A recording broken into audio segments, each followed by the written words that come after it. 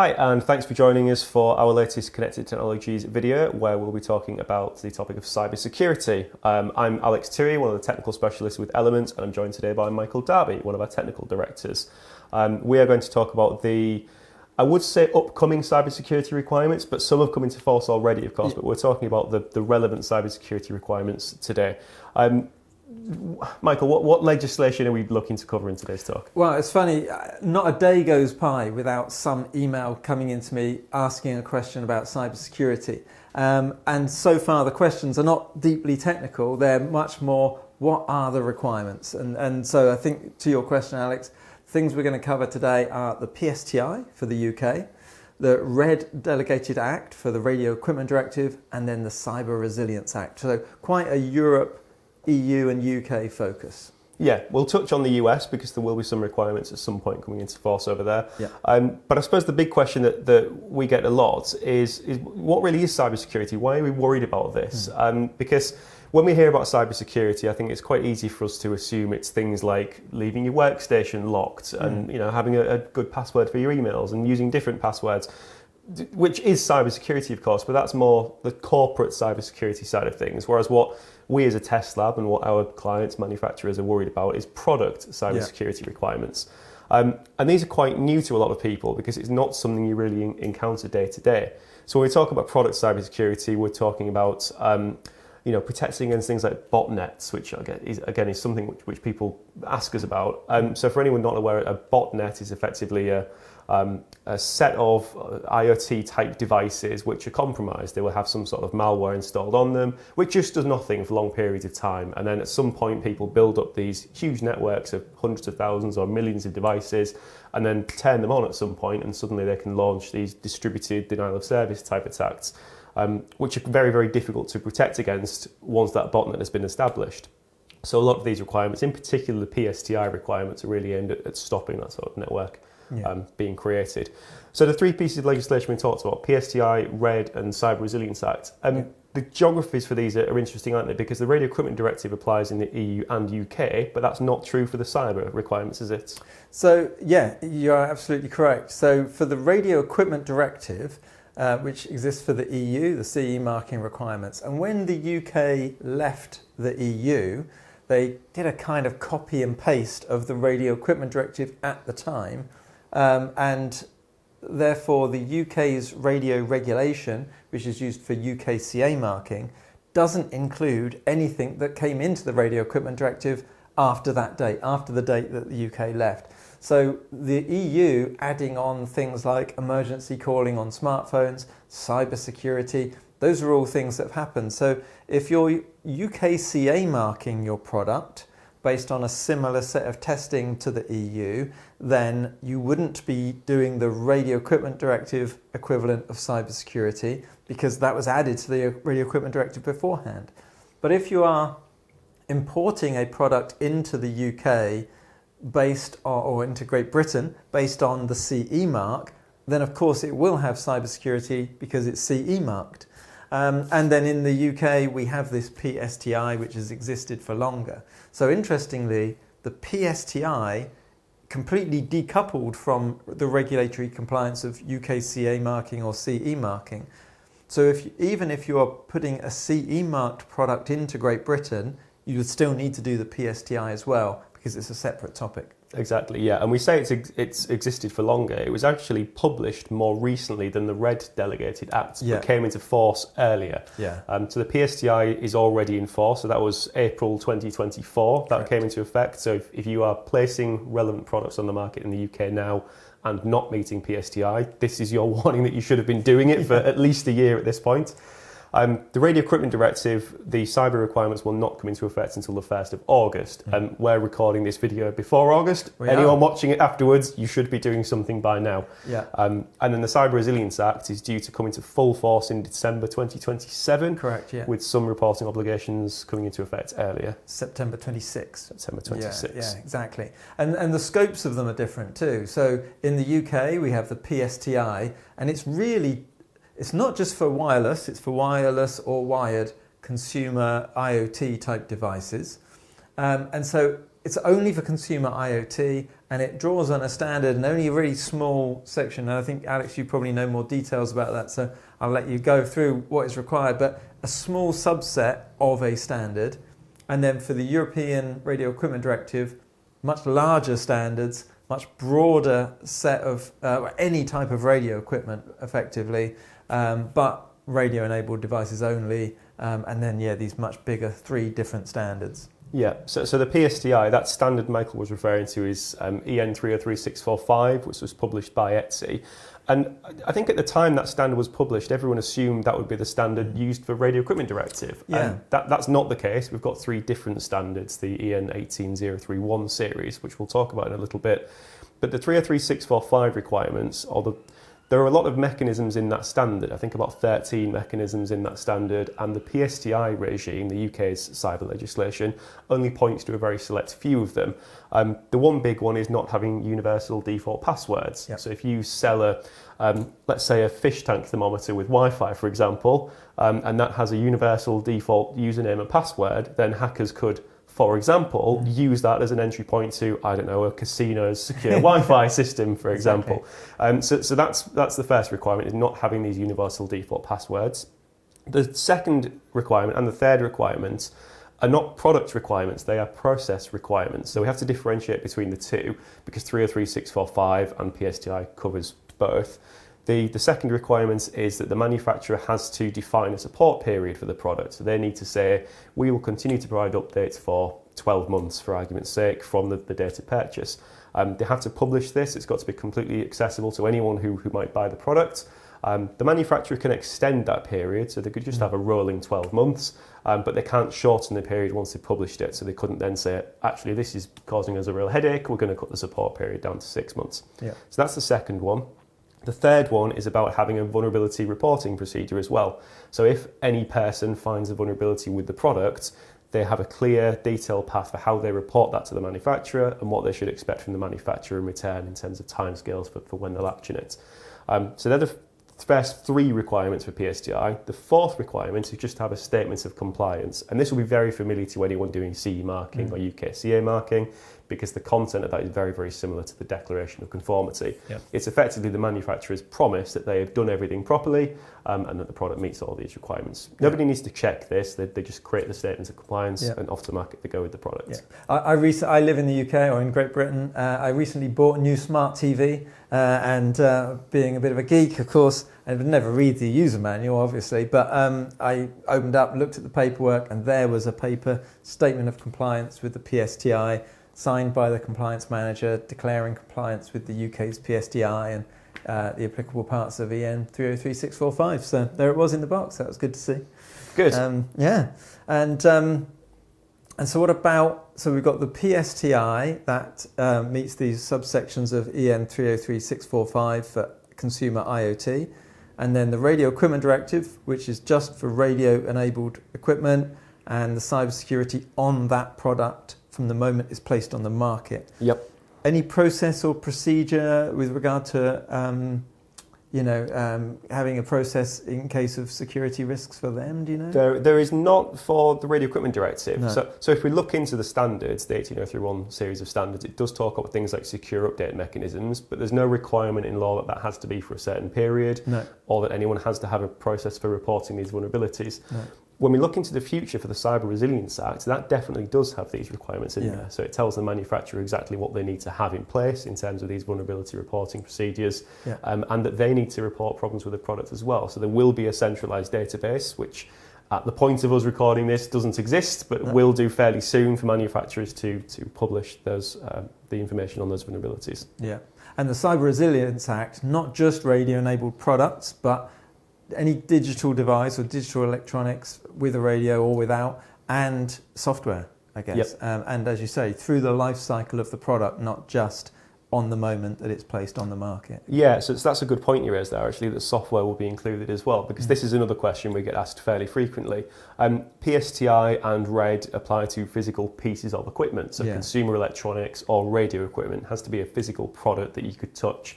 whereas the Cyber Resilience Act will apply to software as well. Yeah. Now, that doesn't mean the software element is out of scope for Radio Equipment Directive. Obviously, the product and its software have to be compliant. But if I was a manufacturer just selling an app, for example, that would be out of scope of PSTI or RED. Yes, correct. Okay, so then we established that for the PSTI, there's one standard, EN 303645.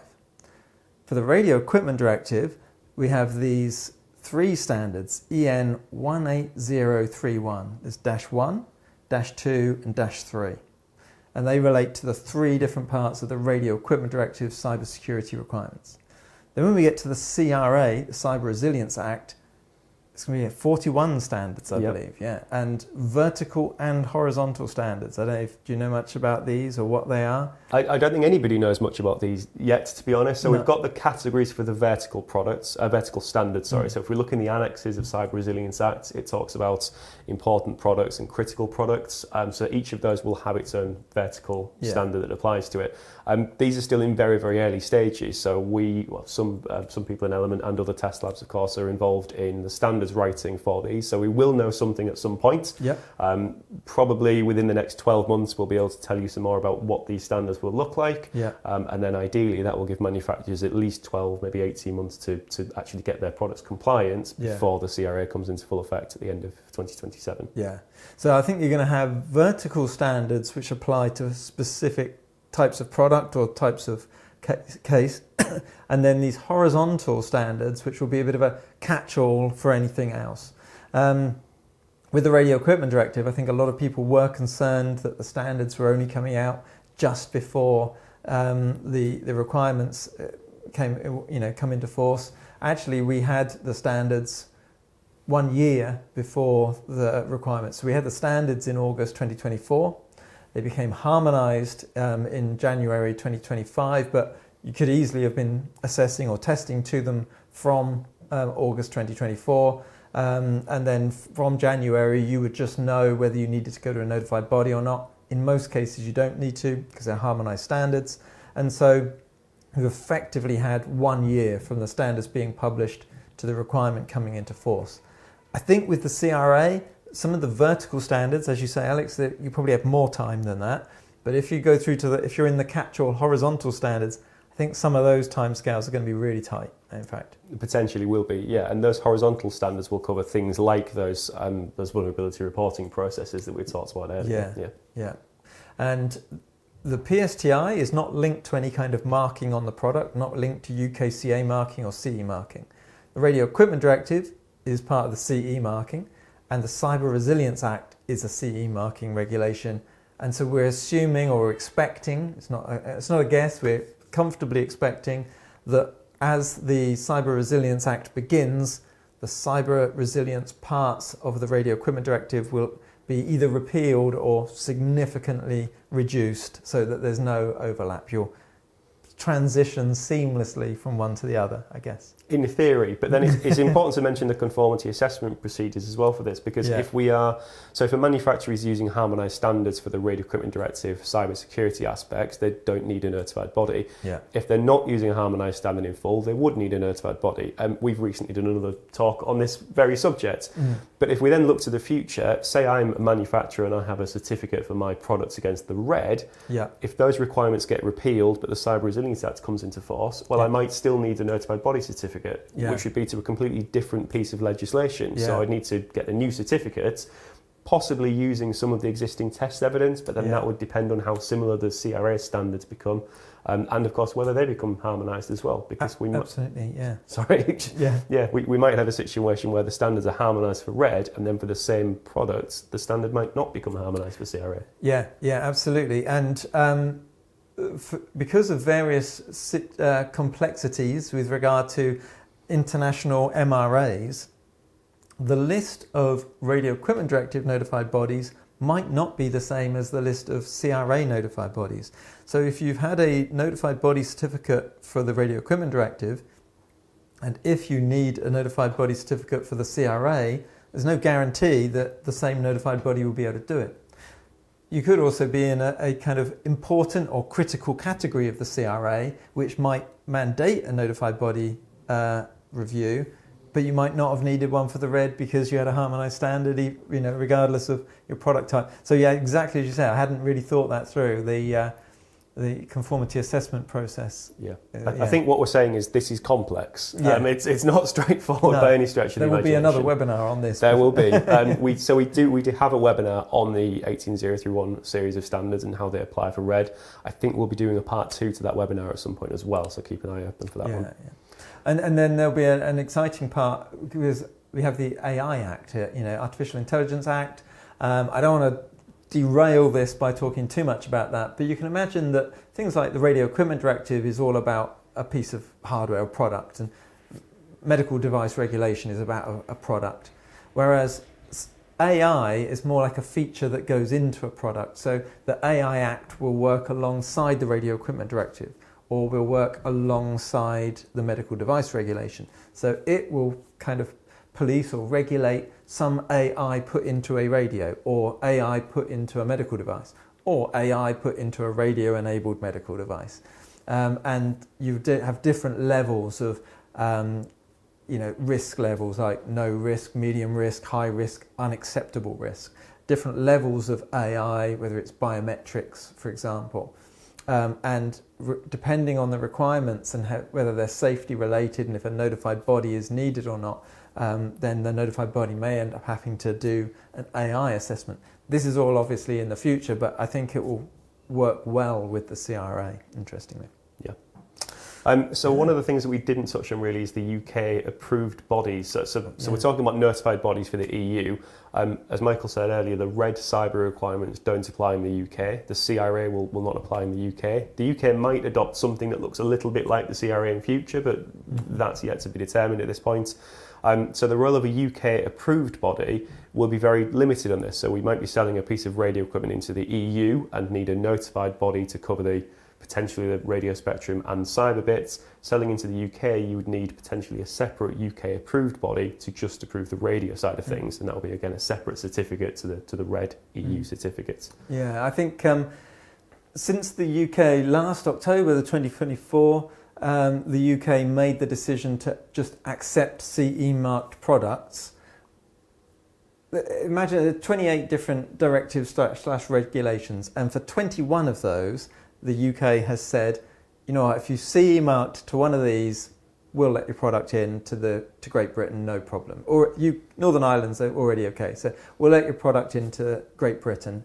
Just based on the CE mark, you don't need to UK CE mark, as long as the technical requirements match.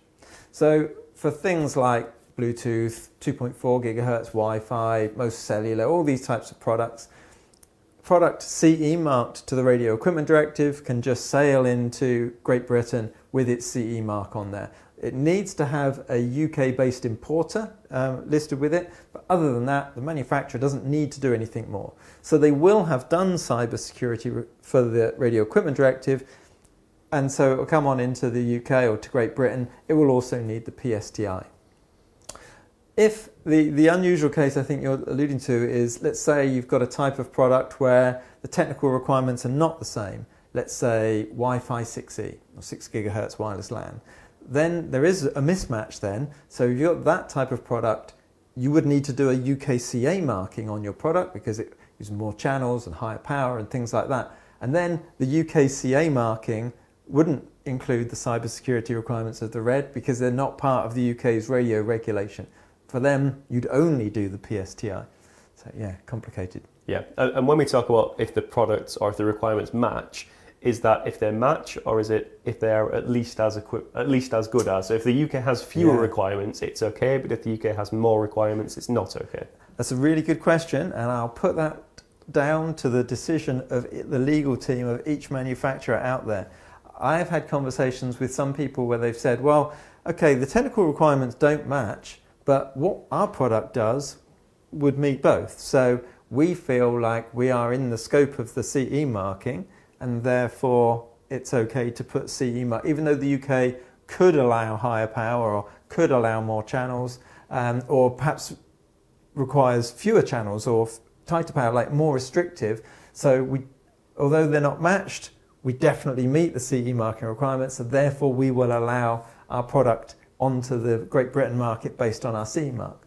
I've spoken to other manufacturers whose legal teams have said, no, it clearly says if the technical requirements are different, then you can't put a CE mark product in. And so if you looked at it with your lawyer head on, you'd say they're not the same, you can't do it.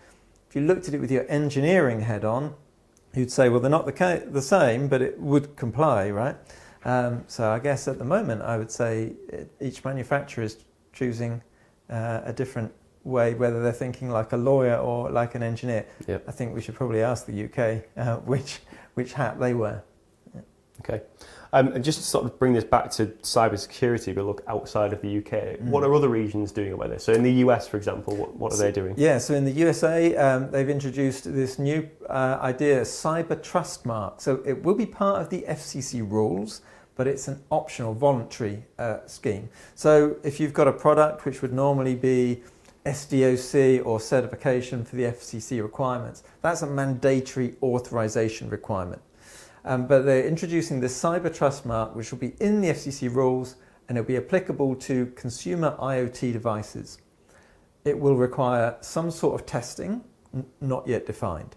It will need to be tested by a 17025 accredited test lab, which is listed on the FCC website. Requirements yet to be defined. And then it will be certified, if you like, by what's known as a CLA, a Cyber Labeling Administrator. And some companies have already started to get listed as Cyber Labeling Administrators or certification bodies. And they need to be accredited and listed with the FCC.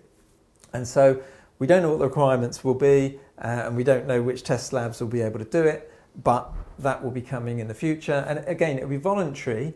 And so you say, well, why would I bother doing it? Well, if you comply with it, you have the ability to put the little cyber trust mark on your product. And so then people in the USA might choose to buy a cyber trusted product over a product that isn't cyber trusted. And probably more likely, probably the bigger consequence will be as if big shops or big businesses say, we will only take on products. So for example, federal government buildings might say, we will only buy IT products that are cyber trusted marked. And so suddenly that's a pretty big incentive to get your product tested, certified, and have the cyber trust label on. Yeah.